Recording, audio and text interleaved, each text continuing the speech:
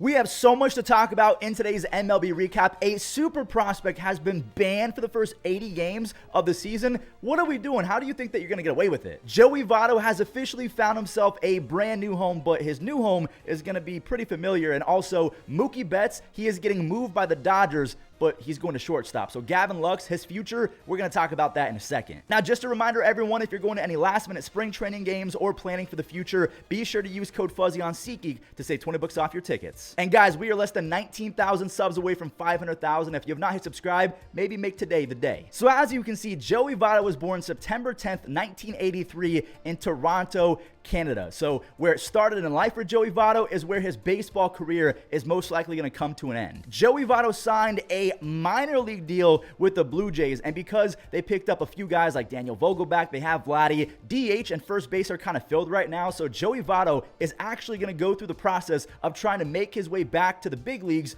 through the minor leagues. At least that's what it sounded like, because his tweet said he's excited to work his way back. So I genuinely feel like he doesn't have a spot on the big league roster right now, but the Blue Jays, they gave him a flyer. They said, hey, if you want to trust the process and if you rake in AAA, we'll bring you up. I don't know if he has a guaranteed spot, but it's really cool to see him go back home, and hopefully we can have a send-off tour for Joey Votto. Regardless, the dude has a career 144 OPS plus, a 409 on base percentage. He is going to cartwheel into the Hall of Fame. I don't know if he's going to be a first ballot, but this dude 100% is going to Cooperstown. It's so weird to say that Joey Votto is a former Red, but switching to a current Red, Noelvi Marte, who a lot of people have as their favorite to win Rookie of the Year in 2024, has been suspended or banned for the first 80 games of the season. He was taking some He was having a balanced breakfast, let's just say that. And what sucks is a few days ago, I chose him as my breakout player for the Reds going into 2024. And last year in his Cup of Coffee debut season, he had 3 home runs, 6 stolen bases, and a 120 OPS plus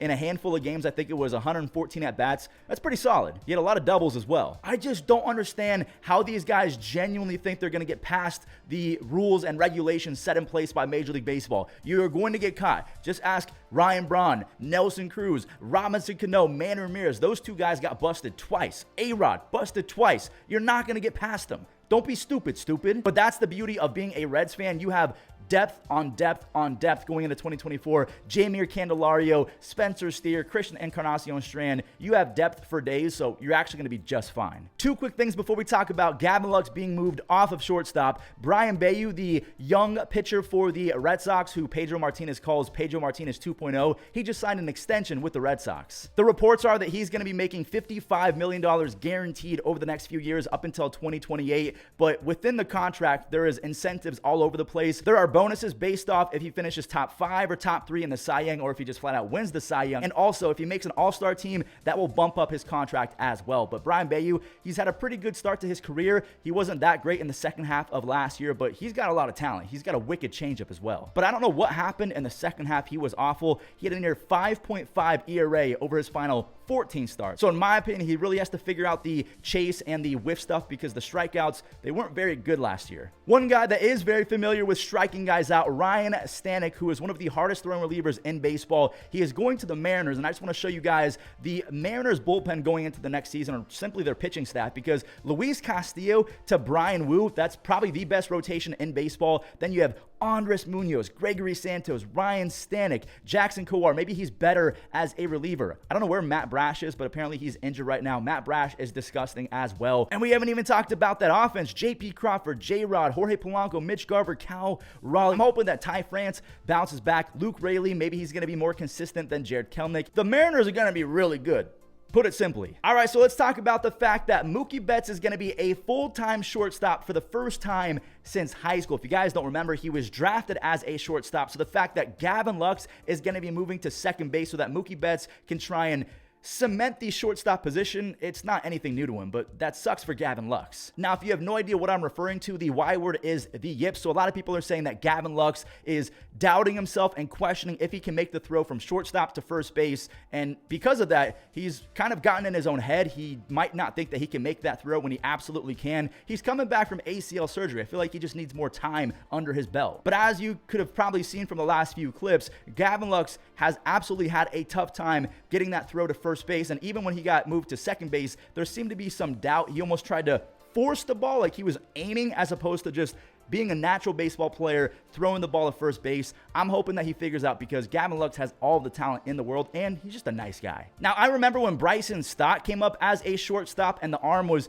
kind of a question mark, and he has been a near platinum glover over there at second base. If this plan actually stays into effect going into the season with Mookie at shortstop, Gavin Lux at second base, I actually might think that's the better option. And if we're talking about moving guys, in my opinion, Max Muncy should not be a third baseman. I think that Freddie should go play third and Max Muncy should be at first base. What do you guys think about that? Because Max Muncy is terrible at third base. Man, the Cardinals are getting torched right now in terms of injuries. First, they lost Tommy Edman. He's not going to be ready for the start of the season. Now, Sonny Gray has a hamstring injury. And Lars Nootbaar made a diving catch or something like that and now has 2 fractured ribs. Now, luckily for the Cardinals and the Reds, they have a lot of depth coming up. So losing Noelvi Marte, it sucks, but it's not going to be the end of the world. Losing Tommy Edman and Lars Nootbaar, yes, that does suck. But I really, really love the up-and-coming prospect for the Cardinals, Victor Scott. Maybe he's going to get a speed run to the majors now that they have to kind of fill some stop gaps because there are so many injuries in that starting lineup. But in terms of Sonny Gray, you can't really replace that guy. Hopefully Matthew Liberatore breaks out because they're going to need him, but that's the update. Lars Nootbaar, Tommy Edman, Sonny Gray, they're going to be missing some time to start the season. Now, real quick, I want to talk about 3 potential bounce back candidates. We have Eloy Jimenez. This dude is raking. He's hitting .520 with the 1258 so far in spring. Now, again, it's spring, take it with a grain of salt, but he had a 104 OPS plus last year. That's not Eloy Jimenez in his peak, and I genuinely feel like at 27 years old, he's about to have a prime Eloy Jimenez year. Look at Miguel Andujar. 4 home runs and 10 RBIs while hitting .435. He hasn't struck out one single time in 23 at-bats. If Miguel Andujar takes that plate approach into the season, we know defensively he is going to be a butcher out there in the outfield, but offensively, what if he has a bounce-back season? That would be a lot of fun. And Sixto Sanchez, we haven't seen him in an MLB game since 2020. He was one of the top prospects back in the day. He's now throwing 96.5 miles an hour in spring training. He was known for being a flamethrower. He came back from injury, and the velocity absolutely cratered, but now that he's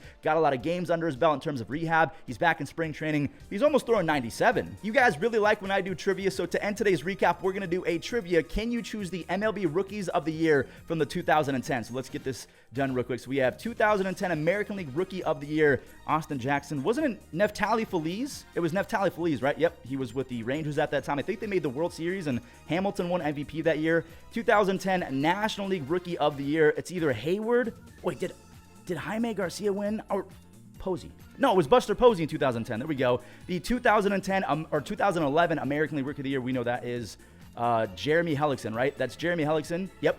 Look at me go. My baseball knowledge is coming out. 2011 National League Rookie of the Year, that was Craig Kimbrell, right? I'm pretty sure it was Craig Kimbrell because he was insane that year, and he was so, like, borderline historic his first 10 seasons. 2012, that is easy, Mike Trout. 2012 NL, that's Bryce Harper because they both won. Okay, I think I might get all of these right. 2013 AL Rookie of the Year, that is, I think it was a red. Yeah, Will Myers, yep. Here we go, 2013 NL Rookie of the Year.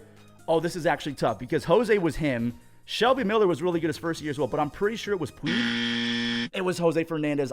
Okay, that's my bad. I should have known that. 2014 American League Rookie of the Year. And I jinxed myself, by the way, saying I'm going to get all of them right. But the Rookie of the Year, that was Jose Abreu because he was an older rookie, so it was a little bit easier for him. That was Jacob deGrom for 2014. 2015 was Correa. I know that for a fact. 2015 NL was Chris Bryant. I should get all of these right. Michael Fulmer beat out Gary Sanchez his rookie season. NL Rookie of the Year was Corey Seager for the Dodgers. 2017 was Aaron Judge. Easy. That is Cody Bellinger when he won Rookie of the Year. 2018, that was Ohtani. Just beat out Miguel Andujar. A lot of people think that Andujar still got robbed to this day. 2018 NL. That was Ronald, right? Did Ronald or Juan? No, Ronald won. Okay. I think I'm only going to miss that one, and I'm mad at myself for not getting Jose Fernandez. Jordan won. And then I think this is the last one. Yeah, Fernando. My bad. Well, everyone, that does it for today's recap. If you watched all the way until the end, do me a favor, leave a like. And also, again, if you're brand new, we're so close to 500,000. Hit that subscribe button, and I'll catch you guys in the next one.